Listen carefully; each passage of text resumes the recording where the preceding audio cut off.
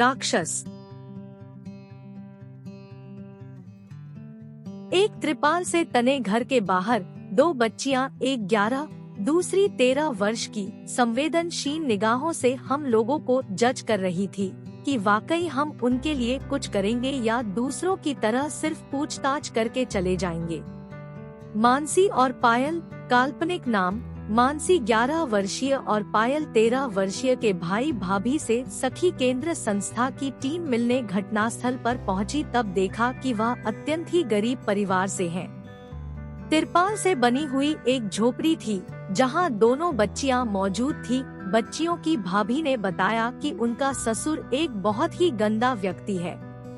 इन दोनों बच्चियों में से एक उसकी अपनी बेटी और दूसरी मेरे ससुर के दोस्त की बेटी है। मेरी सास का देहांत हो गया और मेरे ससुर के दोस्त का भी देहांत हो गया है। दोनों बच्चियां मेरे ससुर के पास ही रहती थी। उसने दोनों बच्चियों की कमजोरी का फायदा उठाते हुए दोनों के साथ ही डरा धमका कर दुष्कर्म करना शुरू कर दिया और उन्हें धमकी देकर कहा कि यदि किसी से इस बात को बताया तो मैं तुम दोनों को जान से मार दूंगा।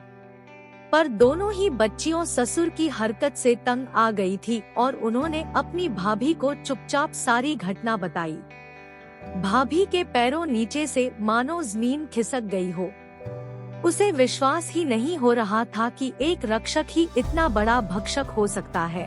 कैसे कोई अपनी पुत्री के साथ एवं अपने दोस्त की पुत्री जो इस दुनिया में नहीं है, उसकी पुत्री के समान ही है, उनके साथ इतनी दरिंदगी कर सकता है। भाई भाभी ने बच्चियों की समस्या को समझते हुए थाने में जाकर तुरंत घटना की रिपोर्ट दर्ज करवाई। हम लोगों की काफी मशक्कत के बाद थाने में रिपोर्ट दर्ज करवाते ही घटना के संदर्भ में कार्रवाई हुई। आरोपी को घटनास्थल से गिरफ्तार कर लिया गया।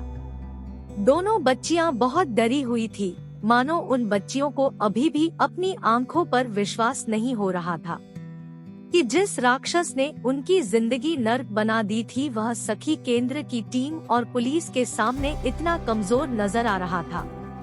वह अपने साथ हुए अत्याचार को भूल नहीं पा रही थी। बच्चियां इतनी गरीब थी कि उनके पास खाने को भी नहीं था। उनके 2 महीने के राशन का इंतजाम कराया और उन्हें हर जगह लेकर भी जाना पड़ रहा था, क्योंकि यह भी डर लगता था कि कहीं ऐसा ना हो कि पैसे की कमी से वह लोग पीछे न हट जाएं। यह बच्चियां इतनी गरीबी में थी कि वह अंदाजा भी नहीं लगा सकती थी कि उन्हें भी न्याय मिल सकता है या वह न्याय प्रक्रिया से जुड़ सकती है, वह राक्षस गिरफ्तार हो सकता है। वह पूरा परिवार जहां एक ओर कार्यवाही से बहुत खुश था, वहीं दूसरी ओर इतनी लंबी लड़ाई कैसे लड़ेंगे यह उनकी समझ में नहीं आ रहा था। लेकिन हम लोगों पर उन्हें भरोसा होने लगा था। आपसे हमने यह केस को साझा किया। अब आप ही बताएं, ऐसे लोगों की मानसिकता को कैसे रोका जा सकता है, ऐसे केसेस में क्या किया जा सकता है और इन बच्चियों की किस तरह से मदद की जा सकती है। हम लोग देख रहे हैं कि अगर कोई संगठन मिल जाएगा तो इन दोनों बच्चियों की एजुकेशन की जिम्मेदारी ले ले।